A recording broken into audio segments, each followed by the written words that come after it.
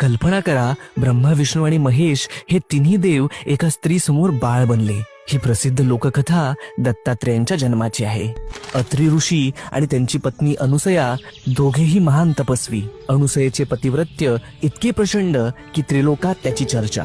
एकदा नारद मुनींनी त्रिलोकी फिरत असताना देवलोकांमध्ये अनुसयेच्या पतिव्रत्याची खूप स्तुती केली. ती स्तुती ऐकून देवी सरस्वती, लक्ष्मी आणि पार्वती यांना मत्सर वाटू लागला.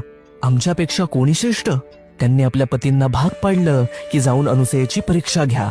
ब्रह्मा, विष्णू आणि शिव साधू वेशात अत्री आश्रमात आले. साधूंनी अनुसयेला म्हटलं, आम्हाला भूक लागली आहे, पण एक अट, तुम्ही निर्वस्त्र होऊन आम्हाला अन्नदान करा. यांची अपेक्षा मान्य करावी तर आपल्या पातिव्रत्य धर्माला बाधक होईल, आणि जर ती अमान्य करावी तर भुकेले अतिथी घरातून निघून जातील. करावे तरी काय? तेव्हा तिने कमंडलूतील गंगोदक घेतले आणि त्या तिन्ही अतिथींवर सिंचन केले. आणि अद्भुत, त्या क्षणी त्रिमूर्ती लहान